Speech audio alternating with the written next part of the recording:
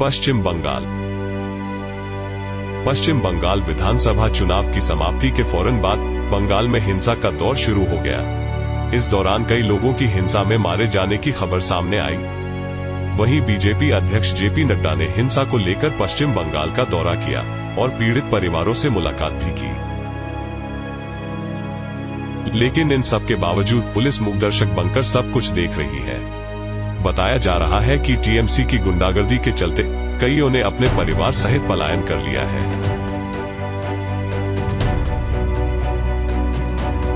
बंगाल की इस स्थिति पर नव भारत समाचार के माध्यम से हैदराबाद के रिटायर्ड एसीपी अफसर एल के शिंदे ने अपने विचार व्यक्त किए। तो अभी पश्चिम बंगाल में चुनाव हुए, असम में भी चुनाव हुए, केरला में भी चुनाव हुए, पुडुचेरी में भी चुनाव हुए। यहाँ देखने की बात यह है, कांग्रेस ने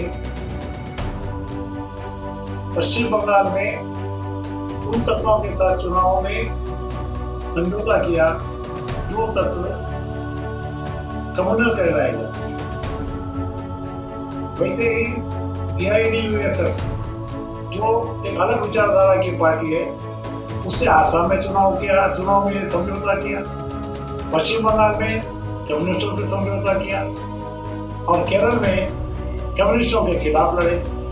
ये बड़ी असंगठित राजनीति थी। कैसे इतनी पुरानी राजनीतिक पार्टी दिशाहीन रास्ते में जा रही थी। खैर चुनाव हुए, चुनाव होने के बाद में चुनाव के नतीजे आने के पहले से ही चुनाव में बहुत सी राजनीतिक हत्याएं हो रही थी, विशेषकर पश्चिम बंगाल।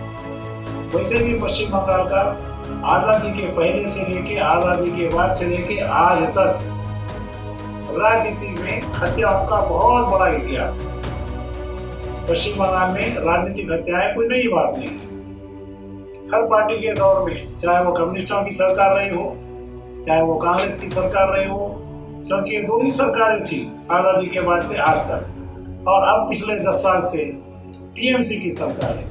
तो सरकार किसी की भी आने दो, पश्चिम बंगाल में राजनीतिक हिंसाओं का दौर चलता ही रहता है। तो 2 मई को चुनाव के नतीजे आए। चुनाव के नतीजे आने के बाद में इतना भीषण अत्याचार पार्टियों पर टीएमसी के कार्यकर्ताओं ने शुरू किया। हो सकता है भारतीय जनता पार्टी के लोगों ने भी किया होगा, लेकिन वहाँ के हालात बद से बदतर होते हैं।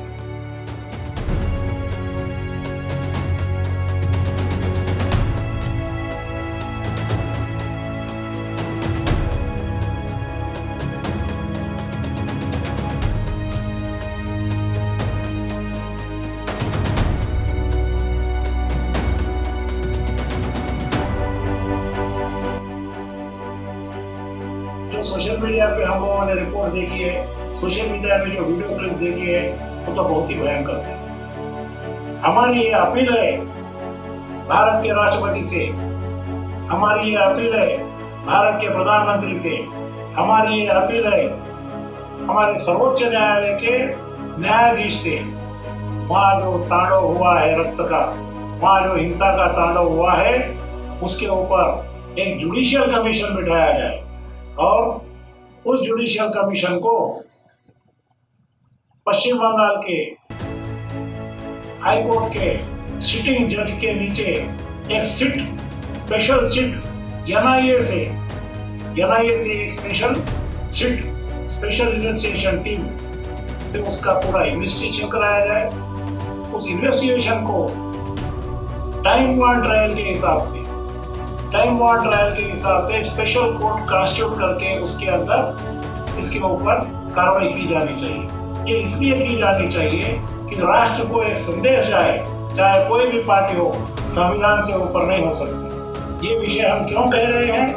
हम इसलिए कह रहे हैं कि 2 मई के बाद में जो रक्त रंजित काम वहाँ चल रहा है, उसमें सिर्फ भारतीय जनता पार्टी के लोग पुकार रहे हैं, भारतीय जनता पार्टी के नेता बोल रहे हैं, या सोशल मीडिया के अंदर से न्यूज आ रही है। और जो विभिन्न चैनल है, चाहे जी न्यूज होने दो, चाहे आज तक होने दो, चाहे अपना इंडिया टीवी होने दो, और ऐसे कुछ समाचार है जिनके अंदर आ रहा है, बहुत से समाचार इसको पता भी नहीं रहे। तो हमारा ये कहना है, विपक्ष खामोश क्यों है? विपक्ष इस हिंसा के ऊपर आवाज क्यों नहीं उठा रहा? सोनिया जी मुंह बंद क्यों किए बैठी है? उनके पुत्र और पुत्री जो जहाँ कहीं अन्याय होता है, चाहे अखलाक का अन्याय होता है तो वहां पहुंच जाती है, पीलू खान के ऊपर अन्याय होता है वहां पहुंच जाती है, हाथरस में अन्याय होता है वहां पहुंच जाती है। फिर इतना भीषण अत्याचार हो रहा है, नरसंहार हो रहा है, फिर लोग वहां क्यों नहीं पहुंच रहे हैं? कौन रोका है हमारे समाजवादी नेता अखिलेश को? किसने रोका है कम्युनिस्टों को?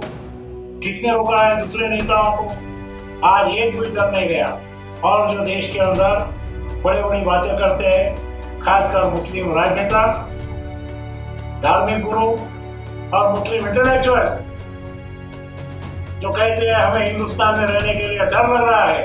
क्यों भाई, आज की हिंसा में तुम्हें डर नहीं लग रहा है? आज हिंदू भी मर रहा है, मुसलमान भी मर रहा है। क्या तुम्हारी आत्माएं मर गई है? क्या तुम्हारी मानवता मर गई है? क्या तुम एक चीज नहीं देख सकते? तो हमारी ये सबसे अपील है कि आप निजी स्वार्थ को, राजनीतिक स्वार्थ को, धार्मिक स्वार्थ को बाजू रखते हुए राष्ट्र हित में आइए, बात कीजिए, बात करने के बजाय न्याय दिलाइए। 2 लाख रुपए ममता जी डिक्लेयर करती है और ममता जी ने शपथ ग्रहण के बाद, धनखड़ जी राज्यपाल है, शपथ ग्रहण के बाद धनखड़ जी ने कहा कि ममता हमारी छोटी बहन जैसी है, कि राज्य के गंभीर हालात को देखकर वे बहुत सही तरीके से काम करेंगे। उनको बहुत बड़ा एक्सपीरियंस भी है, 10 साल उन्होंने सरकार चलाई है। उन्होंने एक अच्छा सजेशन दिया कि निष्पक्ष रूप से काम करते हुए सब लोगों पे एक्शन लिया जाए। यहाँ पर पूरा नेशनल मीडिया, सर्वोच्च न्यायालय, बड़े बड़े इंटेलेक्चुअल्स खामोश हो गए। यहाँ पर अपने प्रेस कॉन्फ्रेंस में ममता जी ने एक संवैधानिक मुद्दा उठाया, जो मैं यहाँ पर दोबारा रिपीट करना चाहता हूँ। संवैधानिक मुद्दा क्या है कि चुनाव आयोग की जिम्मेदारी थी वहां के हिंसा को रोकने की। ये बहुत बड़ी गलत बात है। ये संवैधानिक जिम्मेदारी उनकी चुनाव कराने तक सीमित होती है, अधिकारियों को सजेशन देने तक सीमित होती है, अधिकारियों से काम लेने तक सीमित होती है, डायरेक्शन देने तक होती है। उन्होंने क्लियर डायरेक्शन दिया, जुलूस न निकाले जाए। उन्होंने कहा हिंसा नहीं होनी चाहिए, 144 का उल्लंघन नहीं होना चाहिए। लेकिन किन लोगों ने उल्लंघन किया? ममता जी, आप बात करने के पहले अपने गिरेबान में झांक कर देखिए। आप आंखें बंद करके बैठी हो। इसके अन्याय का, ये जो अत्याचार हुआ है, जो भी किया, चाहे टीएमसी किया, बीजेपी किया, आप निष्पक्ष तौर से बात करना चाहिए। आज हमारे पास भारत में, हमने कश्मीर में देखा, हजारों लोगों को भारत में विस्थापित होना पड़ा। आज हम बंगाल में देख रहे हैं, हजारों लोगों को विस्थापित होना पड़ा।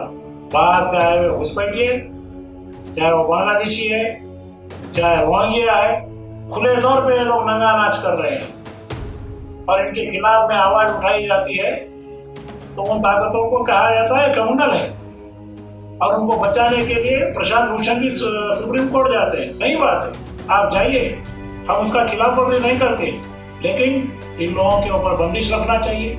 ये जिम्मेदारी स्टेट गवर्नमेंट की होती है। जब स्टेट गवर्नमेंट इनको रोकती क्यों नहीं है? फिर इनको किस तरीके से हैदराबाद से लेकर, मुंबई से लेकर, कलकत्ता के अंदर इन लोगों के आधार कार्ड बन रहे हैं?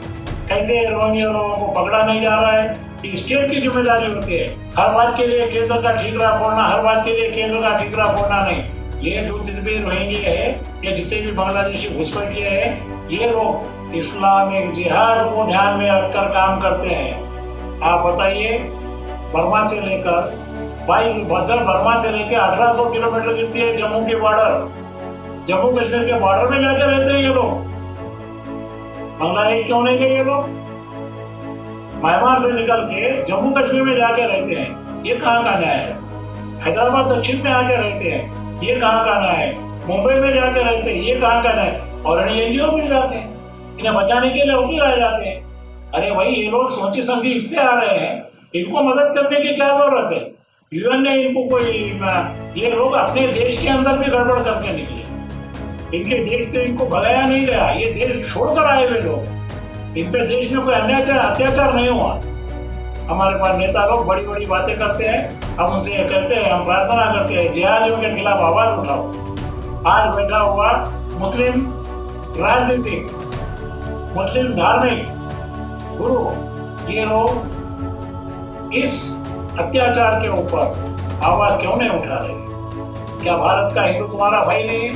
गंगा जमुनी तहजीब की बड़ी बड़ी बातें करने वालों इस अत्याचार के ऊपर आवाज क्यों नहीं उठा रहे? हमारी सबसे ये प्रार्थना है, अपने आपस के जो भी भेदभाव है हम कभी भी मिटा सकते हैं, लेकिन जो अन्याय कर रहा है उसके खिलाफ में हमारे को एक होकर आवाज देना होगा।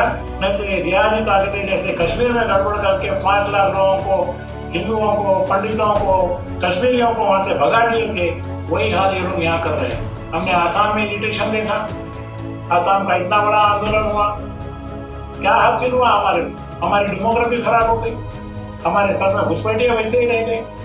घुसपैठियों को भगाने के लिए राष्ट्रीय पॉलिसी होना चाहिए। हर बात में राजनीति, हर बात में राजनीति, हर बात में राजनीति, ये बहुत गलत बात है। तो हमारी सबसे विनती है, राष्ट्र हित में बात करो, राष्ट्र हित में बात करो।